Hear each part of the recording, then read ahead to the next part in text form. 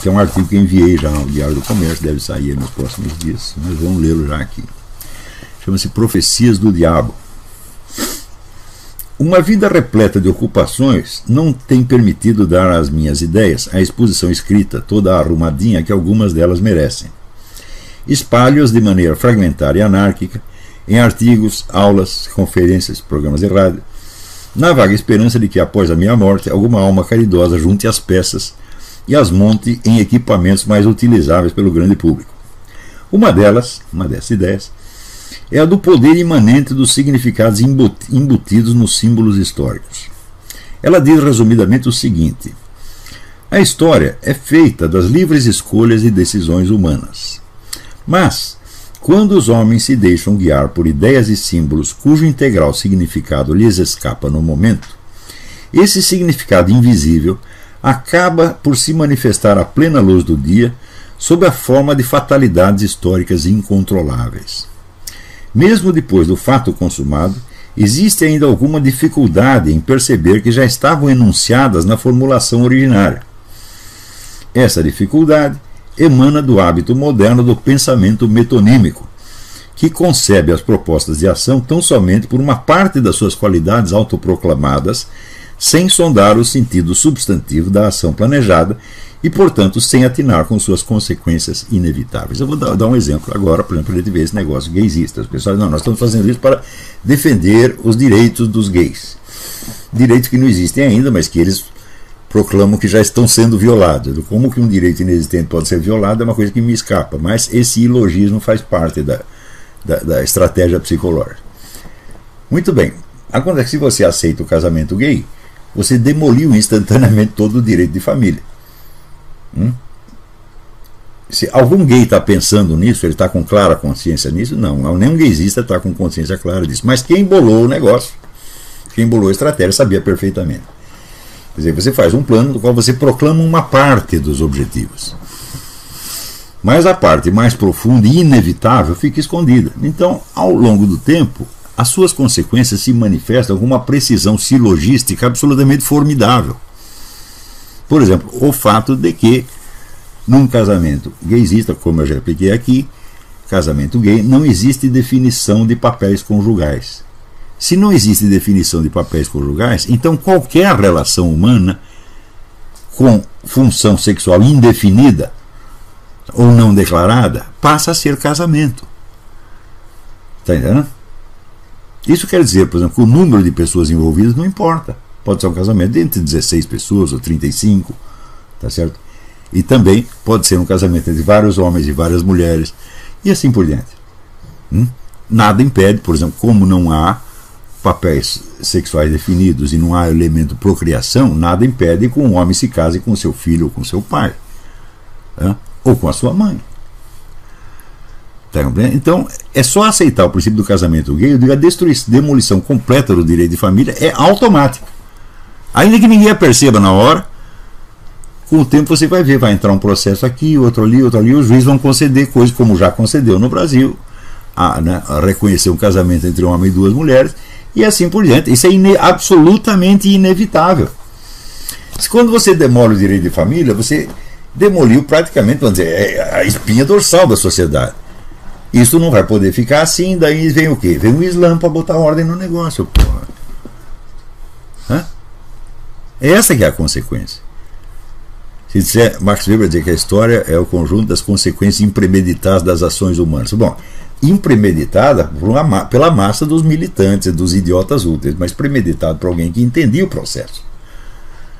Isso que eu estou dizendo para você é algo que esses estrategistas desses movimentos entendem perfeitamente. Eu até entendo depois deles, né? Porque eu não vou ficar gastando meu tempo para ficar pensando maldade para fazer com os seres humanos, mas eles pensam, né? E pensam muito bem pensado, né? Então, vamos continuar. Na história sacra e profética, esses desenvolvimentos anunciam-se previamente de maneira nítida. O Antigo Testamento prevê com clareza o destino tormentoso dos judeus, e o Novo anuncia a autodecomposição da igreja, que hoje, diante dos nossos olhos, enche de temor as almas dos crentes atônitos. Está lá na Bíblia com 1/3 das estrelas cairá. As estrelas representam os bispos. 1/3. Na verdade, para bagunçar a igreja inteira, não precisa nem cair um terço, basta cair um décimo, já virou bagunça. É aquele princípio que eu falei para vocês. Quantos, né, escrivão corrupto você precisa ter numa delegacia para bagunçar a delegacia? Basta um. Aí você já começa a sumir documento e tal, e o resto não funciona. Então, na igreja a profecia diz claramente: um terço vai cair, vai se vender para o outro lado. E não está acontecendo? Claro, está acontecendo dentro dos nossos olhos. Então, não há diferença entre o teor explícito e completo da profecia e o que acontece. Na profecia de Fátima, Nossa Senhora disse: em tal data, assim, assim, assim, vai estourar uma nova guerra. Isso será anunciado com uma semana de antecedência por um fenômeno estranho no céu. Apareceu uma aurora boreal em Paris, uma semana antes de estourar a Segunda Guerra. Daí veio a guerra exatamente como ela disse, e assim por diante. Na história profana, os símbolos vêm encobertos por densas camadas de confusão metonímica. A progressiva manifestação do seu significado simula, no quadro histórico maior, a evolução de uma neurose desde um trauma de infância longamente esquecido. Quer dizer, a premissa já estava lá atrás, mas você esqueceu a premissa, mas nem por isso as consequências deixam de se desenrolar, porque você vai agir não conforme aquilo que você está pensando no momento, mas conforme a premissa assumida lá para trás.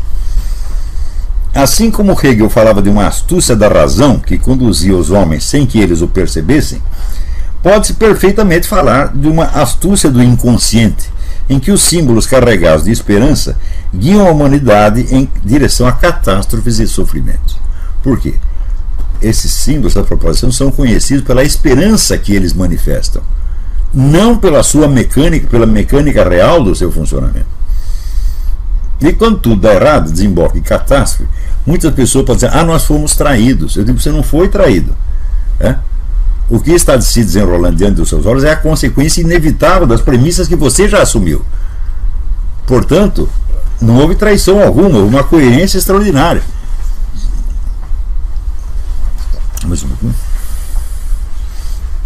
Um exemplo é o projeto socialista, que se apresenta como socialização dos meios de produção em nome de uma sociedade sem classes. Por trás desses slogans, o socialismo é substantivamente a unificação do poder político com o poder econômico, dissolvendo uma das principais garantias da liberdade na sociedade capitalista e anunciando a formação de uma superclasse governante onipotente e praticamente indestrutível. Os caras têm todos os meios na mão. Você vê, numa sociedade capitalista, você tem inúmeros meios de você subir na vida. Tá certo? Inclusive fazendo propaganda socialista, ou fazendo propaganda gaysista. Quanta gente não vive disso hoje? Quantos meios você tem de subir dentro de uma sociedade socialista? Arrumar a carteirinha do partido. Isso no Brasil, inclusive, já está sendo adotado. Esses meios subsidiários, eles só valem quando são abençoados pelo partido. A profecia embutida não é discernível somente na formulação das teorias e propostas. Quer dizer, discernível uma vez que você diagnosticou, você precisa raspar a linguagem metonímica para encontrar do que estão falando mesmo. Preste bem atenção, então não é um ideal magnífico que deu errado. O ideal não era magnífico, o ideal já era feio desde o início, mas é que você o expressou metonimicamente. Você expressou por algumas qualidades que você pretendia realizar por meio daquilo, sem você descrever qual era a sucessão real das ações que você ia empreender para fazer aquilo. Não é uma questão de fins e meios. O fim maligno já está definido no início junto com o fim benigno. Quando aí você pega o fim benigno e passa a designar o projeto inteiro só por aquela parte. Então isso é norma geral, meu filho. Você, por exemplo, você pega o negócio do abortismo.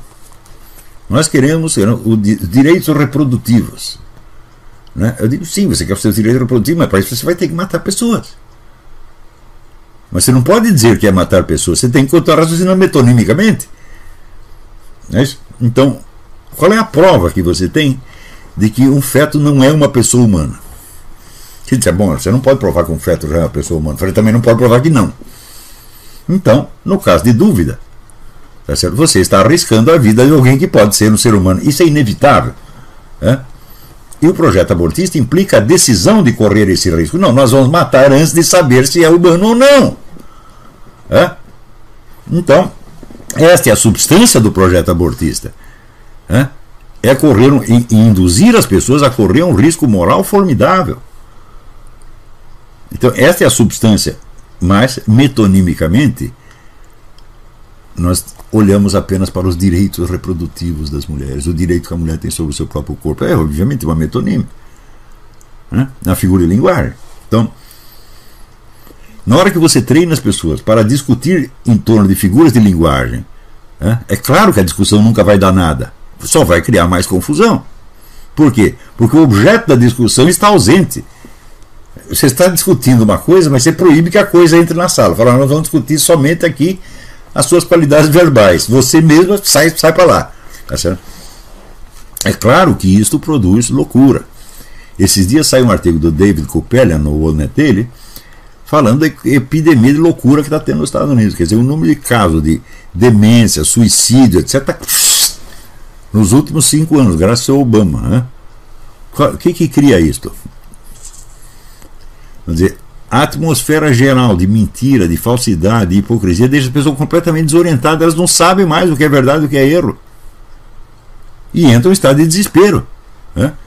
Então, eu até botei lá no artigo, sugeri, se Kupelian, por favor, leia o livro Snapping. Snapping é esse barulho aqui, não tem tradução em português, né? É um livro que foi publicado nos anos 80.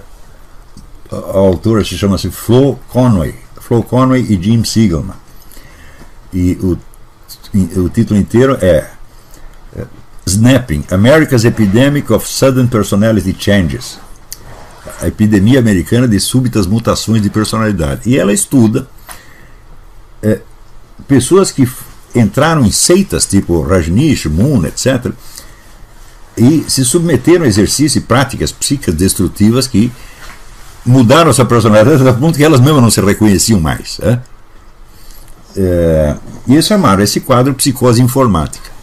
Eu digo, muito bem, isto que nos anos 70, 80 você observava dentro dessa esfera de seitas, isso passou a ser aplicado sobre a sociedade inteira através da mídia e do sistema educacional.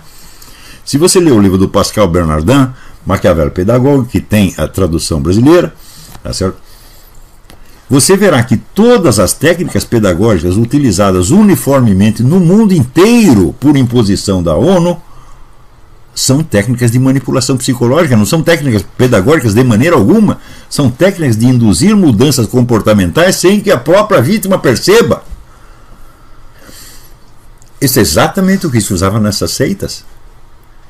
Então, o snapping agora é curioso, porque o Kupelian, que não leu esse livro, ele não mencionou o livro, ele diz que agora tem uma epidemia de snapping nos Estados Unidos. É quase o mesmo título do livro que não leu. Quer dizer, aquilo que acontecia nos anos 70, 60, 70, 80, por uma pequena parte da população, onde você via a inteligência das pessoas, como que ia laceando, até ceder completamente. Eu vi uma entrevista de uma moça francesa na televisão que ela estava tão atônita, ela dizia, não, eu não quero mais saber a verdade a respeito do que tinha acontecido, eu não quero a verdade da minha vida mais, não precisa mais. Eu já tinha chegado na última desistência, né?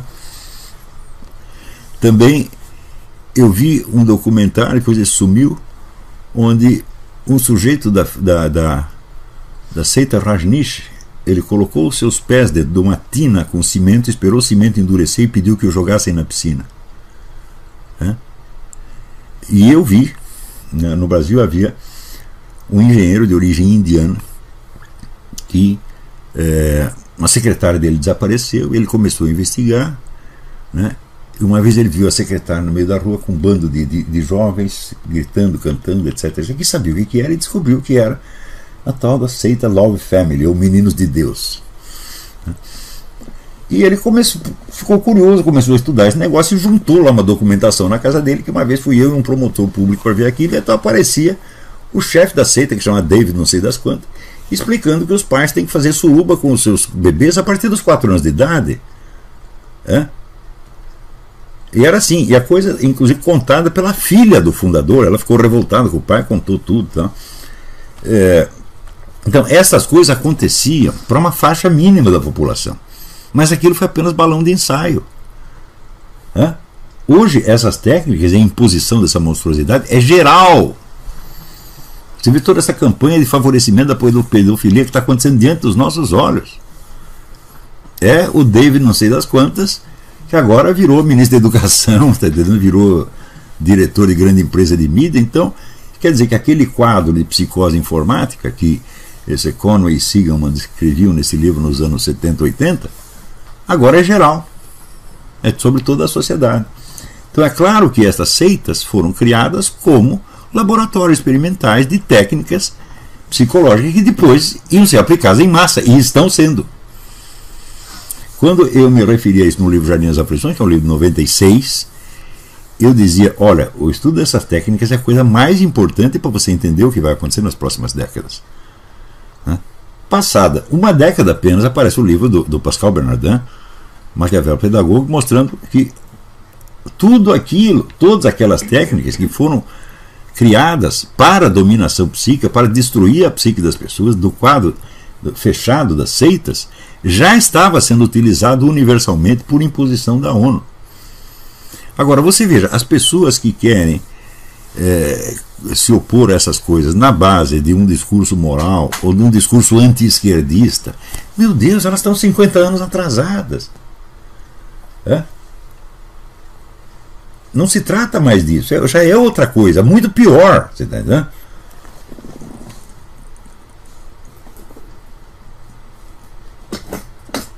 Então, a velha regra do Sun Tzu, conhece o teu inimigo. Eu digo, bom, parece que o pessoal conservador, cristão, etc., quer fazer o anti-Sun Tzu, não conheça o seu inimigo, né? Dê tiro no escuro. É o que eles estão fazendo.